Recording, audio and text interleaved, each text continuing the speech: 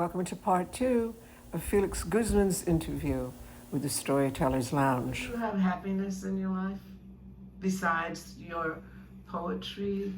Besides my poetry, do I have happiness? That's a good question. I struggle with happiness. I think joy is more important than happiness. But for me, joy comes from experiencing a hug, an embrace.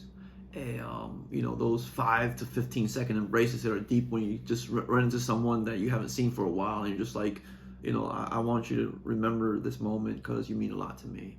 And that kind of joy, that, hugs from friends and, romantic partners. I really I experience joy in, laughing with my friends and, clapping for my friends, being in the audience when I hear a new poem from one of my favorite poets, and just experiencing the joy of being in collective.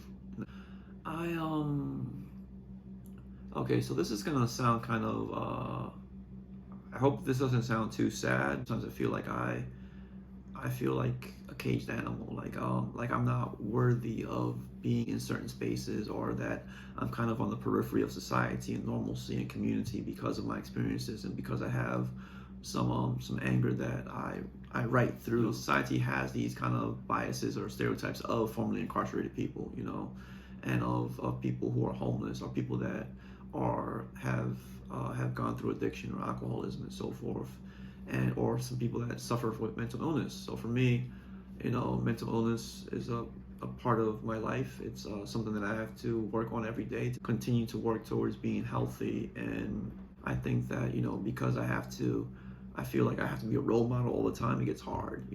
I have to show up in society as healthy, sane, sober, so a lot of my volunteer work that I do is in social justice, and in that regard, I do kind of hold space for people whenever I'm talking and speaking at rallies, conferences, and so forth, because there are other people just like me who are deserving of the platforms and the opportunities that might not get there. So because life is about access and opportunities.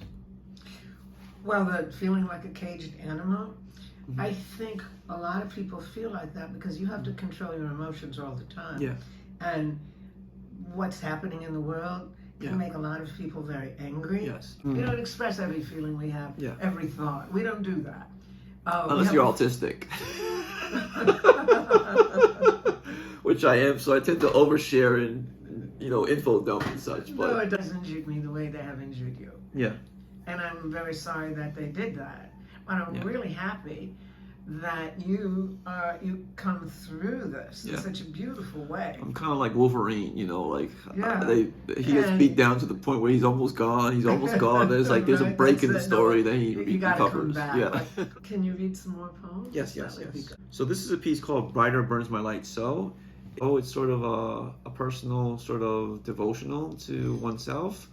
Sometimes when the relationship with faith, God of one's understanding isn't there, and sometimes you gotta speak life into yourself.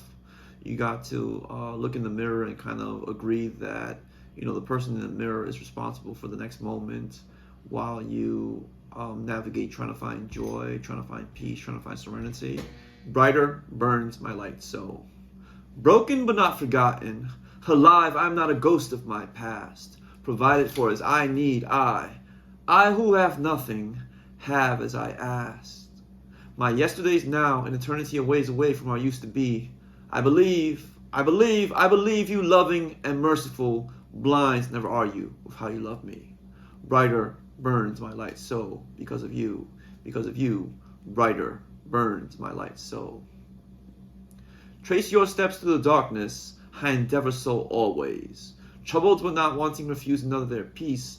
Away you sweep every tear before they stain the pillows of my cheeks. I who have nothing, with the hell of old have made peace.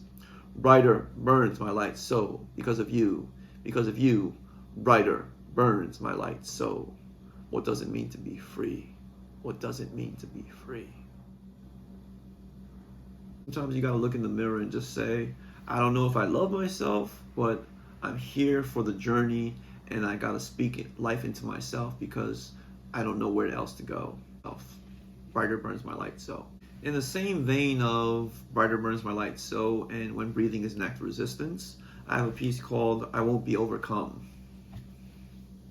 I won't be overcome.